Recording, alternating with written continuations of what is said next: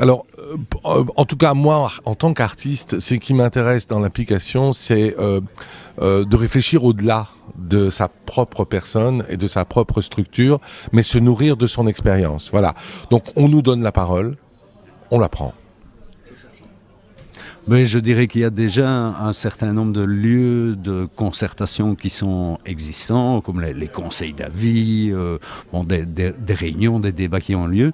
Mais peut-être que dans ces espaces, il y a encore des paroles qui manquent. Et ici, c'est l'ouverture d'un espace pour des paroles, notamment concrètes du terrain, qui pourraient manquer dans d'autres débats. Donc c'est intéressant de les entendre.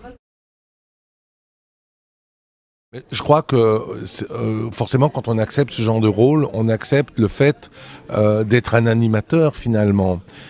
Même si on est soi-même concerné, moi en tant qu'artiste, je me suis concerné tous les jours sur le terrain. Ça m'intéresse de connaître les expériences des autres.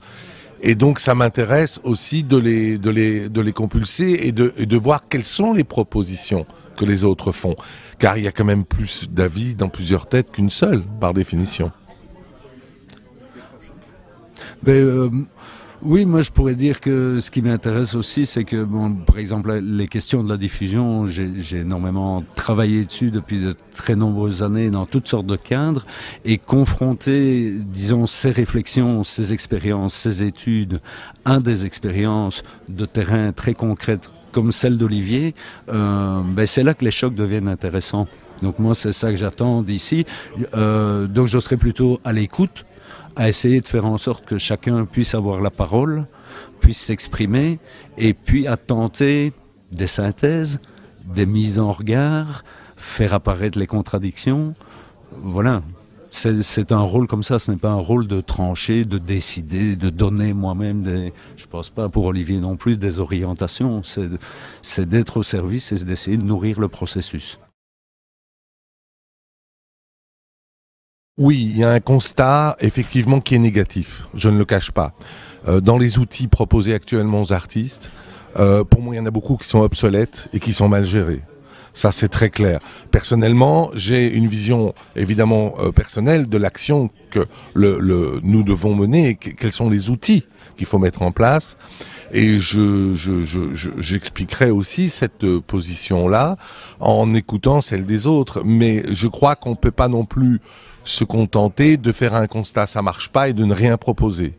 Donc notre rôle à nous est d'écouter les propositions qui vont naître dans les chocs qui vont avoir lieu ici. Je dirais, pour être au contact des artistes et du terrain en permanence, je pense qu'il ne se passe pas un seul jour sans qu'ils soient dans des interrogations sur les questions de la diffusion de leurs œuvres, de leur création. Donc oui, des chocs forcément, il va y en avoir. J'espère qu'ils seront productifs, qu'ils seront inventifs, qu'ils seront créateurs. C'est le pari en tout cas. Alors, vous savez, moi je crois pas beaucoup à l'objectivité, moi je crois à l'honnêteté. Donc je pense que ce qui est important, c'est que ce qui est relaté et que les outils qu'on va utiliser soient le plus proches possible et le plus fidèles possible des débats et des chocs qui vont avoir lieu. Donc pour ça, je crois qu'il y a un outil blog qui est en train de se mettre en place. Je crois beaucoup, moi, à ce type je dirais, de concertation.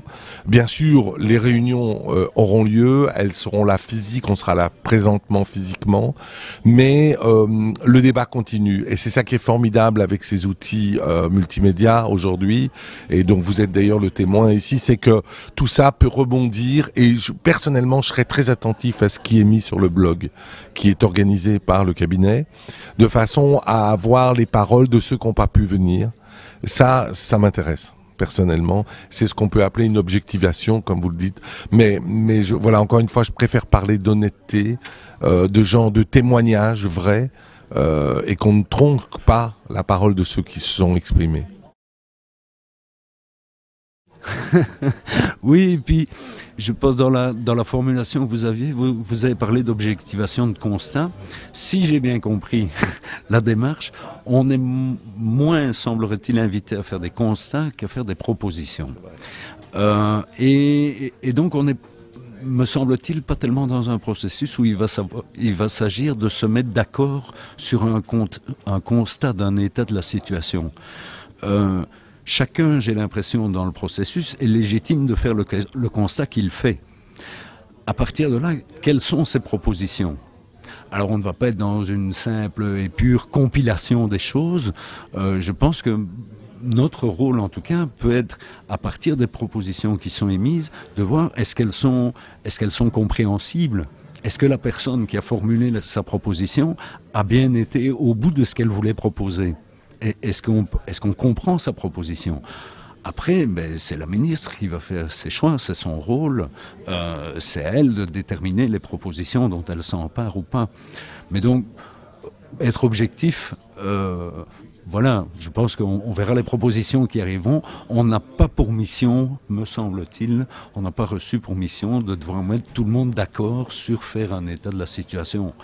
Sinon, on va juste se mettre d'accord sur le fait que ça ne va pas bien. Qui est heureux, mais oui, donc voilà, donc des difficultés, chacun en rencontre là où il est, là où il travaille. Je pense que honnêtement, chacun essaye de développer les choses et de le faire au mieux possible. Mais après, voilà, entendons les propositions des uns et des autres.